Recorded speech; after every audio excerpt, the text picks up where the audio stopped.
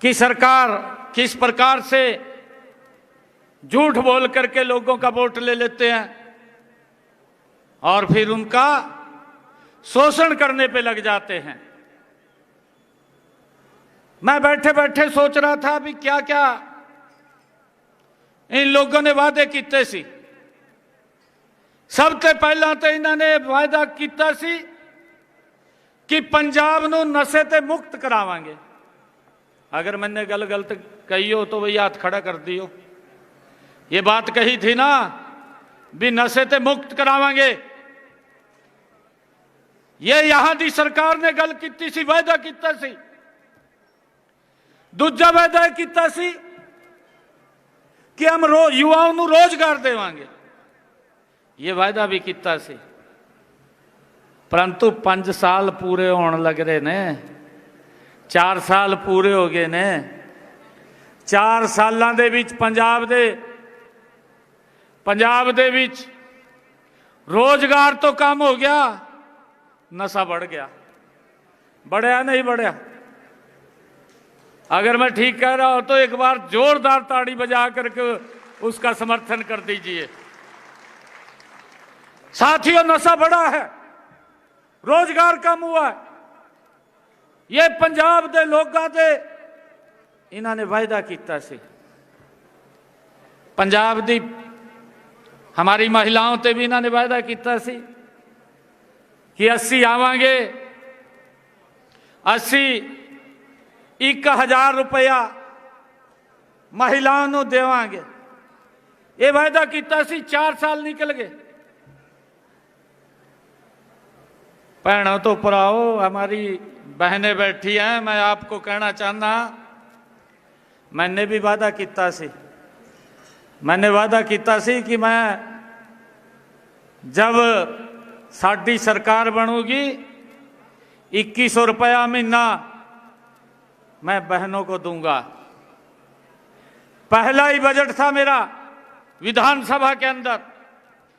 पहले बजट के अंदर 5,000 करोड़ रुपया मैंने महिलाओं के लिए रिजर्व कर दिया। 5,000 करोड़ रुपया। और मुझे खुशी है बताते हुए, हरियाणा दे विच हम महिलाओं को 2100 रुपया उन्हां दे खाते विच पहुंचाउण दा काम कर रहे ने। 2100 रुपया उन्हां दे खाते दे विच। असीं जो गल बोली उस गल नूं पूरा करन दा काम ये साडी सरकार ने किया है। साथियों, मैंने बहनों से एक वादा और भी किया था। मैंने हरियाणा में बहनों से ये बात कही थी कि जिन परिवारों की इनकम 1,80,000 रुपये ते कम है, ऐसे परिवारों की रसोई दे विच, बहनों की रसोई दे विच 500 रुपये का गैस का सिलेंडर पहुंचाने का काम ये मेरी सरकार करेगी। मैंने वायदा किया से। और साथियों, मुझे खुशी है बताते हुए कि मैंने उस वायदे को भी पूरा कर दिता। जिन परिवारों की इनकम 1,80,000 रुपये है बहनों की, उनकी रसोई दे विच 500 रुपये का गैस का सिलेंडर साडी सरकार पहुंचा रही है। 500 रुपये का मात्र। ऊपर का जेड़ा पैसा है वो बहनों के खाते के अंदर पहुंचाने का काम साडी सरकार कर रही है। साथियों, इन्होंने वायदा किया सी कि बुजुर्गों को 80-1500 रुपया पेंशन देवांगे। ये गल की सी है जी। 2500 रुपये देवांगे। 1500 रुपये दे रहे ने भी 2500 रुपये देवांगे। साथियों, 4 साल निकल गए ने। 1500 रुपये भी 4-4 महीने, 6-6 महीने वेट करनी पड़ती है। अभी आ रहे नहीं आ रहे, करनी पड़ती है नहीं करती। 4-4 महीने वेट करनी पड़ती है। साडी सरकार ने हरियाणा के बजुर्गों के लिए उन्होंने समान भत्ता देने का काम किया है। और साडे देश के अंदर सबसे ज़्यादा बजुर्गों को अगर पैसा कोई सरकार दे रही है, हरियाणा सरकार दे रही है 3200 रुपये उन्होंने खाते दे विच हर महीने पहुँचाने का काम कर रहे हैं। साथियों, असी जो गल्लां कीतियां ने उन सब गल्लां नूं असी पूरा किया है।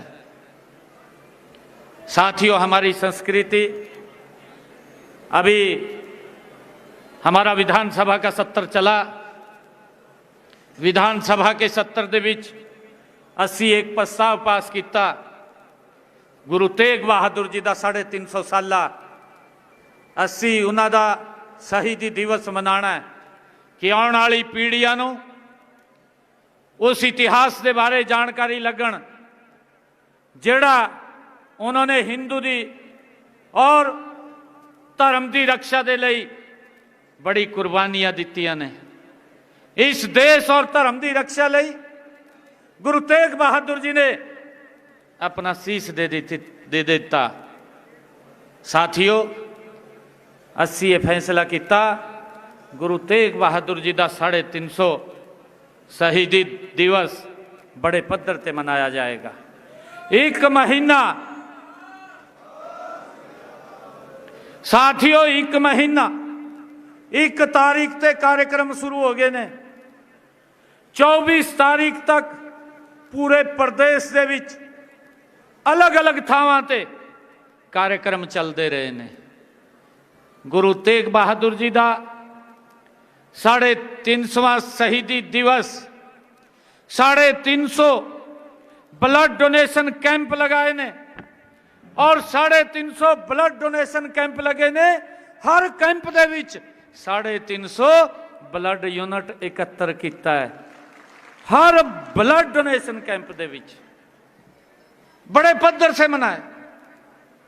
और साथियों, गुरु तेग बहादुर जी का 350वां शहीदी दिवस स्कूलों ते उन्हां दी जीवनी ते लेख, निबंध, पेंटिंग प्रतियोगिता 7 लाख बच्चों ने इस दे विच हिस्सा लिया सी। 7 लाख बच्चों ने। साथियों, इसी तरह हमने कॉलेजों दे विच, यूनिवर्सिटियों दे विच सैमीनार किए ने। गुरु तेग बहादुर जी दे जीवन ते सैमीनार किए ने। बड़े प्रबुद्ध जन उन सैमीनारां दे विच आए ने। उन्होंने अपनियां बातां गुरु तेग बहादुर जी के जीवन दे रखियां ने। और साथियों, हमने जिन्होंने गुरु जी के शीश को लाने में बड़ी कुर्बानी उन्होंने दी है, सरदार खुशहाल सिंह जी दैया, जो बड़ खालसा दिल्ली के साथ लगता गांव, उस थां ते भी हमने बड़े पद्धर से कार्यक्रम करके 30-35 हजार लोगों को इकट्ठा करके उस थां ते एक बड़ा कार्यक्रम हमने किया है। साथियों, गुरु तेग बहादुर जी को समर्पित साडी सरकार ने एक मैराथन की, जिस मैराथन दे विच 80,000 युवाओं ने उहदे विच हिस्सा लिया। 80,000 युवाओं ने। साथियों, साडी सरकार गुरुआं दे उस इतिहास को जन जन तक पहुंचाने का काम कर रही है। और उस कार्यक्रम दे विच 25 तारीख नूं देश के यशस्वी प्रधानमंत्री आदरणीय नरेंद्र मोदी जी, जिन्होंने गुरु तेग बहादुर जी के 350वें शहीदी दिवस के अवसर पर एक 350वां सिक्का जारी किया, एक गुरु तेग बहादुर जी दे एक डाक टिकट जारी की और एक गुरु तेग बहादुर जी के जीवन ते कॉफी टेबल बुक वो जारी की। आदरणीय प्रधानमंत्री जी ने कुरुक्षेत्र दे विच आकर के उस शहीदी महासमागम में आकर के शीश नवाण का काम किया है। साथियों, ये सरकार ये अपनी संस्कृति को आगे बढ़ाने का भी काम कर रही है।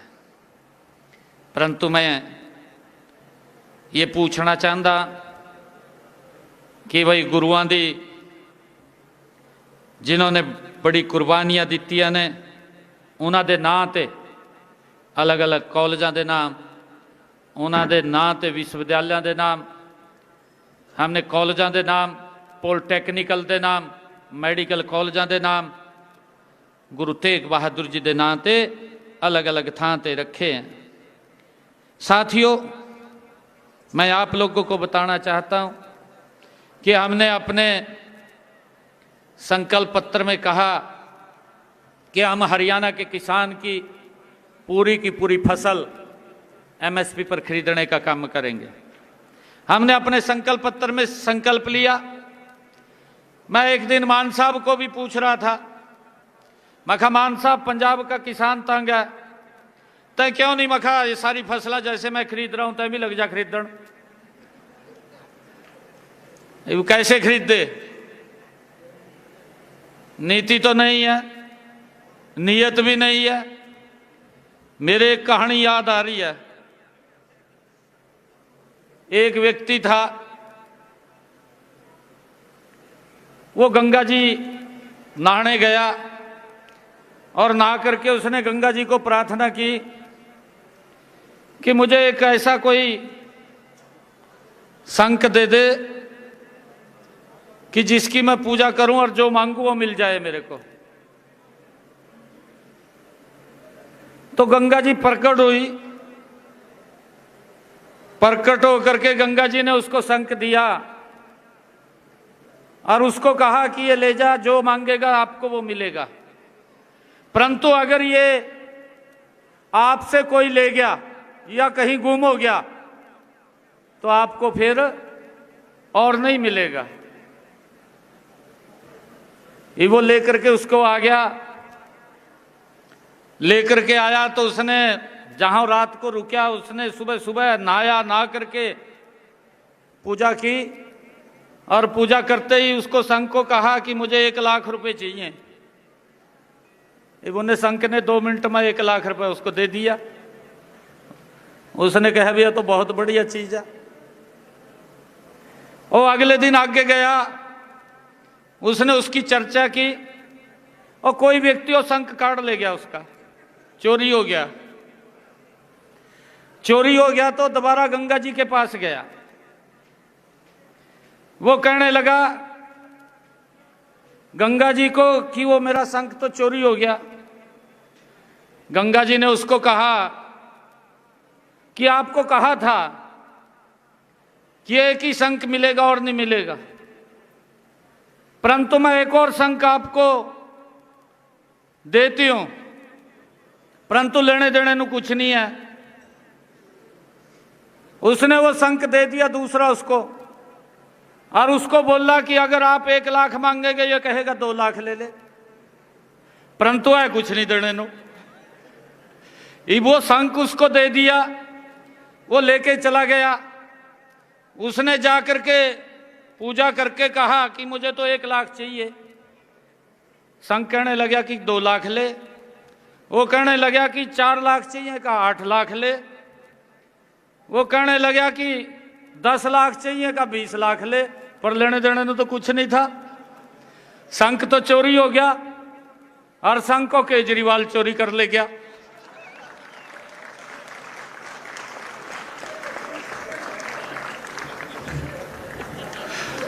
साथियों,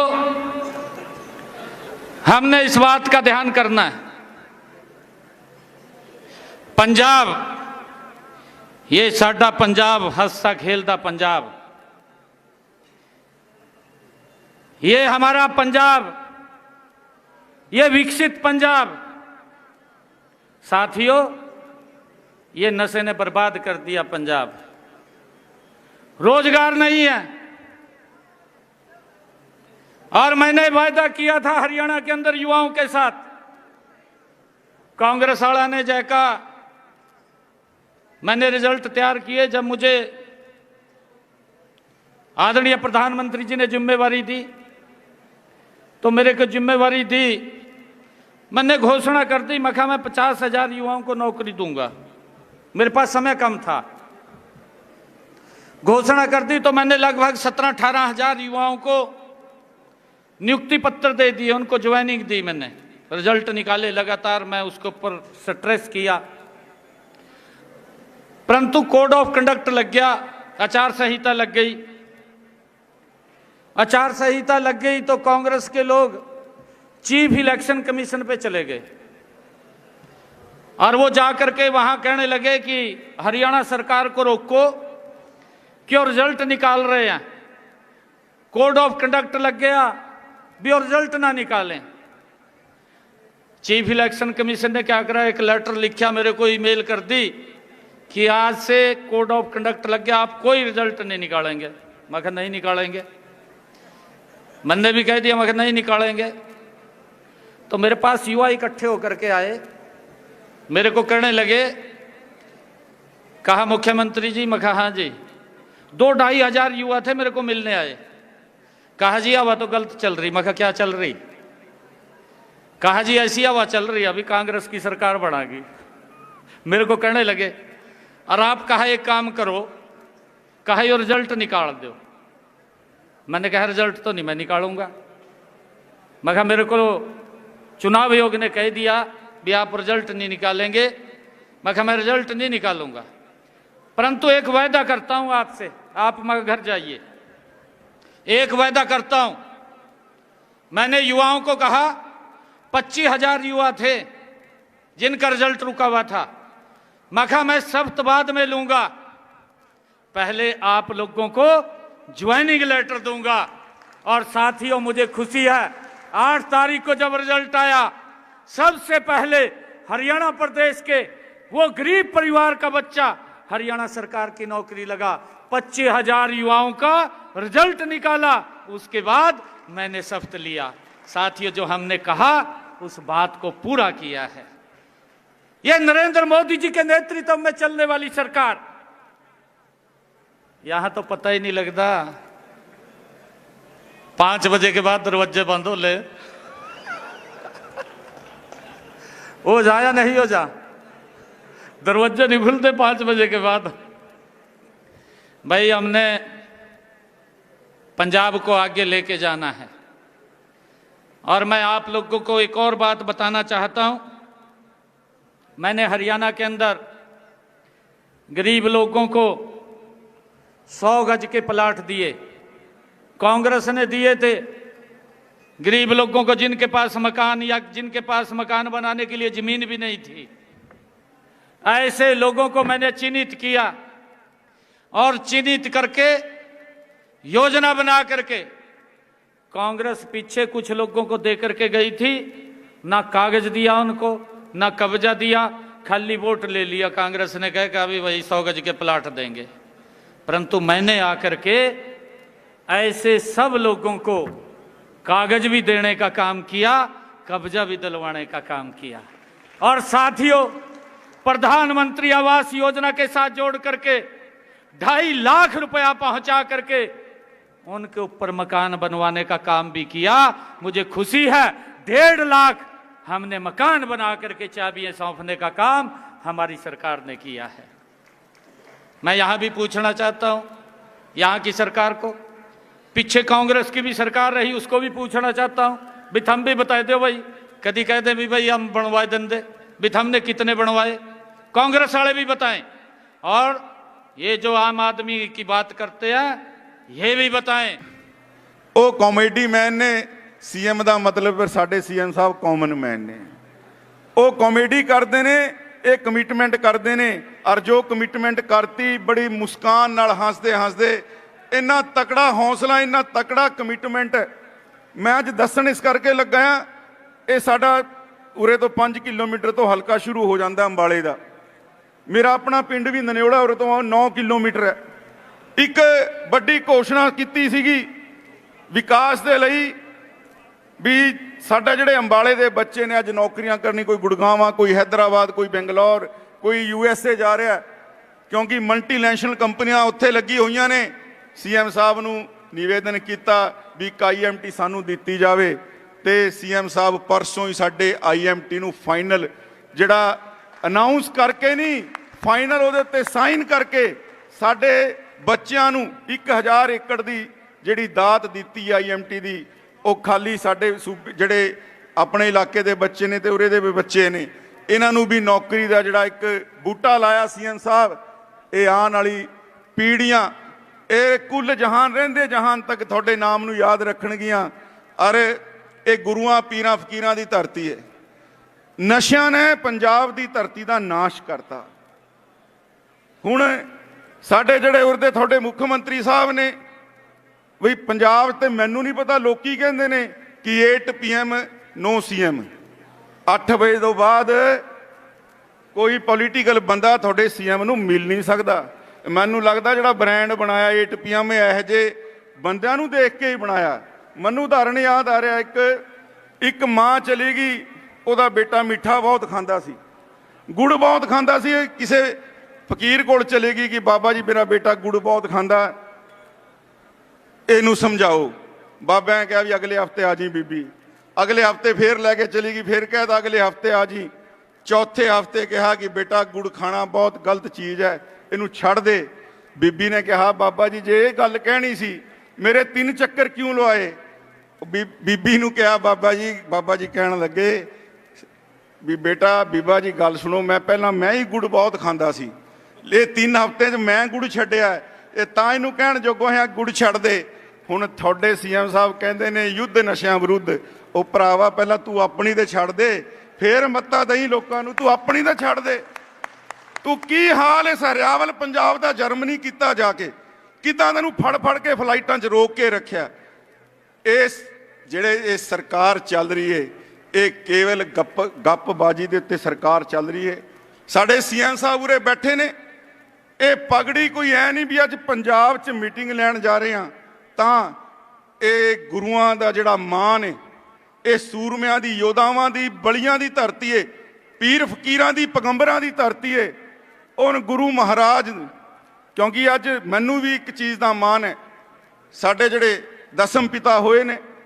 ਹੁਣ ਆਪਾਂ ਸਰਹੰਦ ਦੀ ਸਭਾ ਮਨਾ ਕੇ ਹਟੇ ਹਾਂ।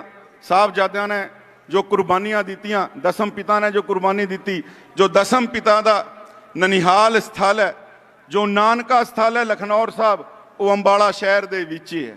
ਤੇ CM ਸਾਹਿਬ ਤੁਸੀਂ ਦੇਖਿਆ ਹੋਣਾ ਹਫ਼ਤੇ 'ਚ 2 ਵਾਰ ਇਸ ਪਗੜੀ ਨੂੰ, ਜੇ ਗੁਰੂ ਮਹਾਰਾਜ ਨੇ ਇਹਨਾਂ ਨੂੰ ਇੰਨੀ ਸ਼ਰਧਾ ਇਹਨਾਂ ਦੇ ਅੰਦਰ ਦਿੱਤੀ ਹੈ, ਇਹ 2 ਵਾਰ ਘੱਟੋ ਘੱਟ ਹਫ਼ਤੇ 'ਚ ਦਸਤਾਰ ਨੂੰ ਸਜਾਉਂਦੇ ਨੇ।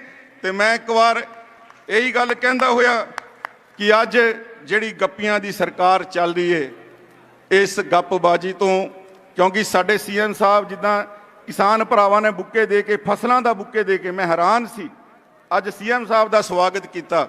ਮੈਂ ਪੁੱਛਿਆ ਇੱਕ ਨੂੰ, ਮੈਂ ਬਈ ਕਿਉਂ ਫਸਲਾਂ ਦਾ ਬੁੱਕੇ ਕਿਉਂ ਦਿੱਤਾ?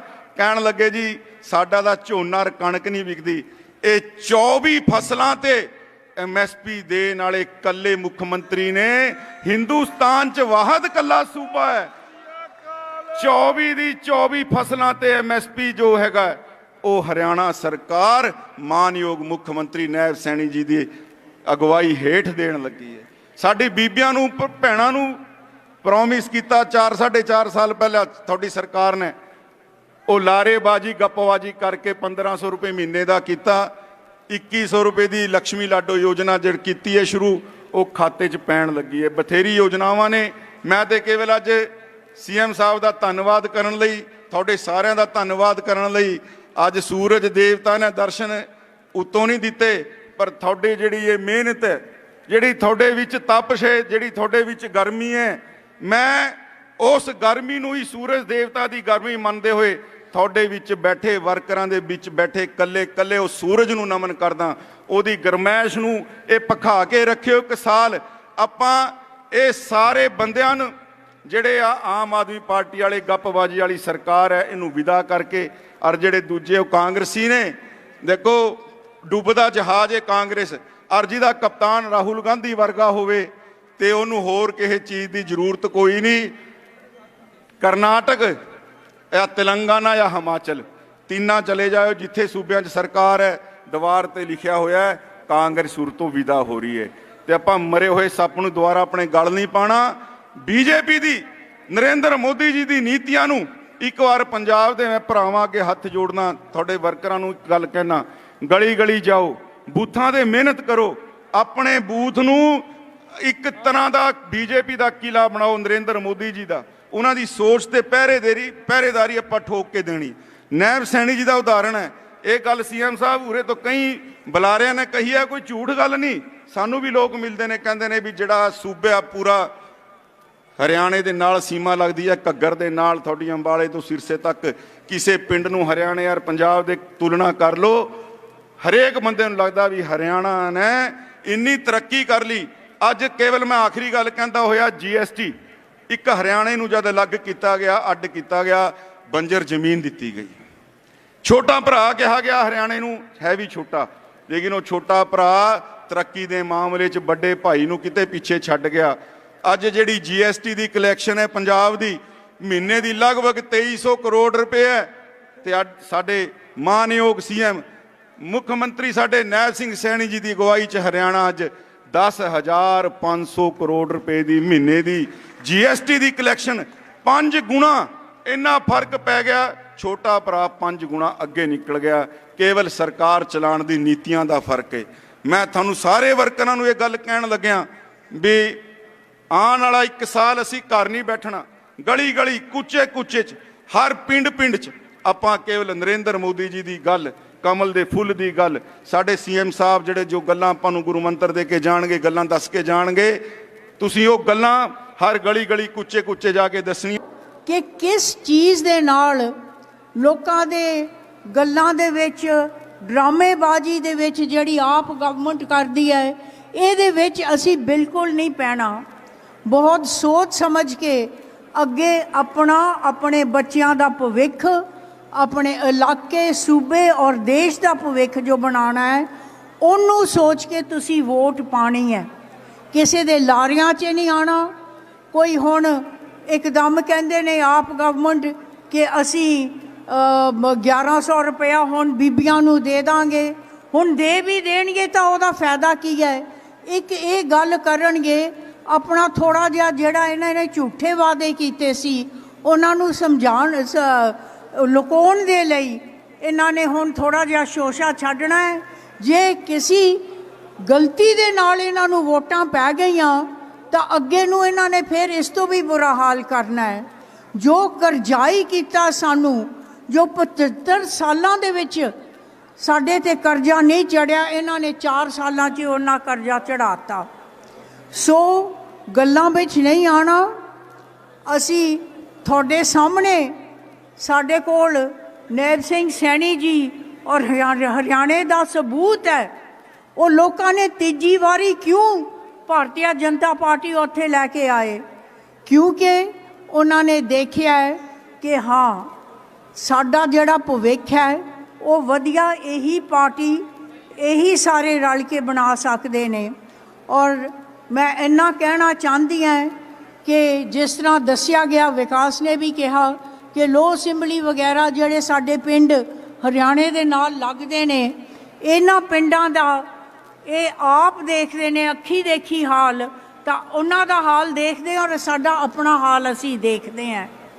ਮੈਂ ਇਸ ਮੌਕੇ ਦੇ ਉੱਤੇ ਨੈਬ ਸਿੰਘ ਜੀ ਦਾ ਬਹੁਤ ਧੰਨਵਾਦ ਕਰਨਾ ਚਾਹੁੰਦੀ ਹਾਂ ਕਿ ਜਦ ਸਾਡੇ ਤੇ ਬੁਰੀ ਤਰ੍ਹਾਂ ਹੜ੍ਹ ਆਏ, ਇਹਨਾਂ ਨੂੰ ਮੈਂ ਇੱਕ ਫੋਨ ਕੀਤਾ।